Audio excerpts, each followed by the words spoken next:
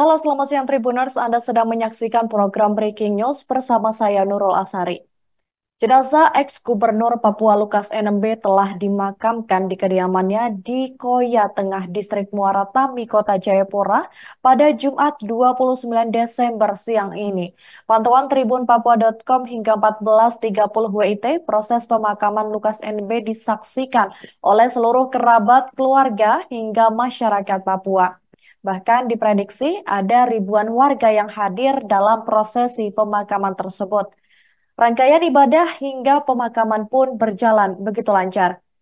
Proses pemakaman Lukas NMB pun diiringi oleh isak tangis para warga. Mereka hadir untuk memberikan penghormatan terakhir kepada ex-gubernur Papua dua periode itu. Proses penghormatan terakhir juga berjalan cukup lama karena banyak masyarakat yang datang untuk melihat Lukas NMB terakhir kalinya. Tepat pukul 14.40 WIT, peti jenazah diturunkan ke dalam liang kubur. Hingga saat ini, tim jurnalis tribunpapua.com masih terus berada di lokasi untuk memantau situasi selanjutnya.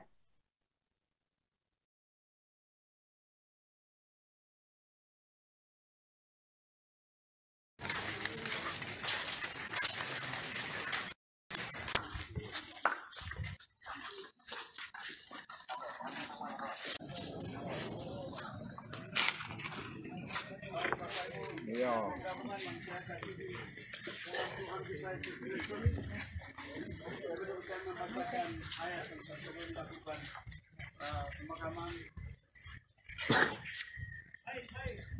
Mari kita berdoa. Bapa, di dalam nama Tuhan Yesus Kristus, kami sampai tiba di liang kubur, di mana hambamu yang Tuhan yang mengambil nyata tubuh yang fana ini, kami akan letakkan kembali ke tanah sesuai dengan firman 6 dan 7.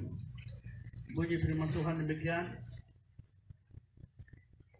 Ayat yang kelima, juga orang menjadi takut tinggi dalam ketakutan ada di jalan, pohon padan berbunga, belakang menjeret dirinya dengan susah payah dan makan tidak dapat dibangkitkan lagi karena manusia pergi ke rumahnya yang kekal dan beratap berkeliaran di jalan. Ayat 6, sebelum rantai perak diputuskan dan pelita emas dipecahkan, sebelum tempayan. Pemakaman mantan Gubernur Lukas NMB selesai dilakukan hari ini, Jumat 29 Desember, di kediamannya di Koya Tengah, Distrik Muara Tami, Kota Jayapura. Proses iring-iringan jenazah Lukas NMB mengalami kerugian yang cukup banyak. Kapolda Papua Irjen Pol Matrius Devakiri dalam keterangan tertulisnya mengungkap bahwa ada beberapa insiden selama pelaksanaan penyerahan jenazah Lukas NMB kepada pihak keluarga. Di antaranya ada 14 orang yang dikabarkan terluka, termasuk PJ Gubernur Papua Ridwan Rumasukun.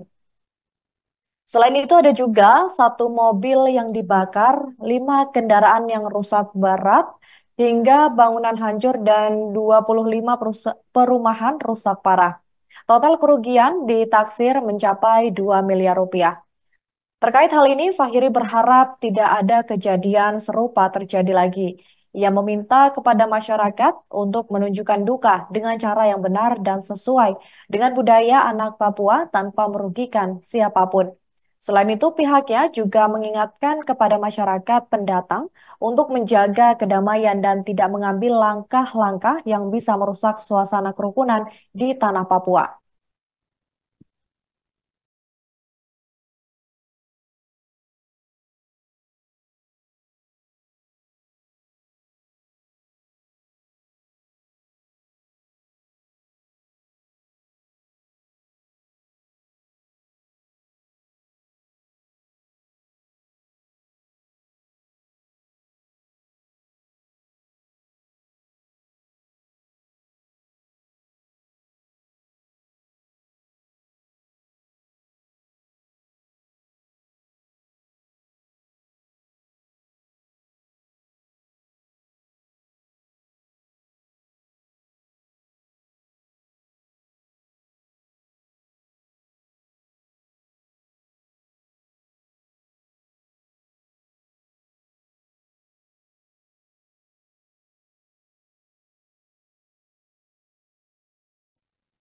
Panglima Kodam 17 Cendrawasih Maijen Izak Pengemanan menduga di antara masa yang mengantar jenazah terdapat penyusup dari organisasi terlarang yang menjadi provokator kerusuhan.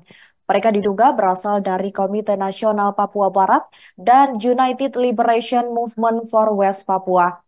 Dugaan penyusupan tersebut mengakibatkan terjadinya kerusuhan di sejumlah titik di Kabupaten Jayapura dan Kota Jayapura, Papua saat jenazah mantan Gubernur Papua Lukas NMB dibawa dari Bandara Sentani ke Stakin dan ke rumah duka pada Kamis 28 Desember 2023.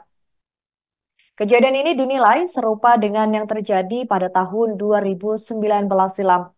Ia pun menduga bahwa kedua organisasi tersebut sudah merencanakan hal ini untuk mengulang kejadian kerusuhan Jayapura yang terjadi pada 29 Agustus 2019.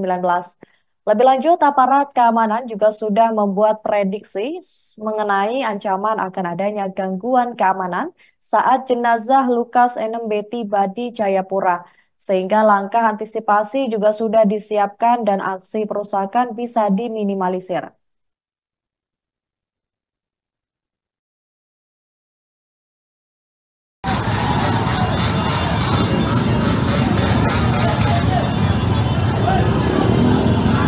Posisi lampu merah Waena.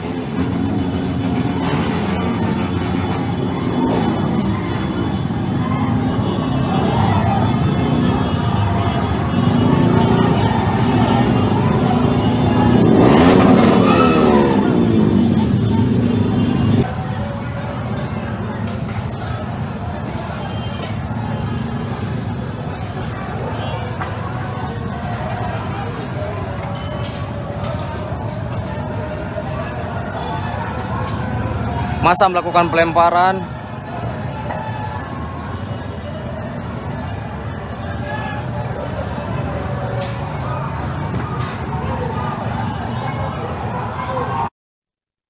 Demikian program Breaking News pada hari ini. Saya Nur Lasari dan tim yang bertugas pamit undur diri. Terima kasih dan sampai jumpa.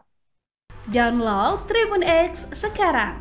Menghadirkan lokal menjadi Indonesia.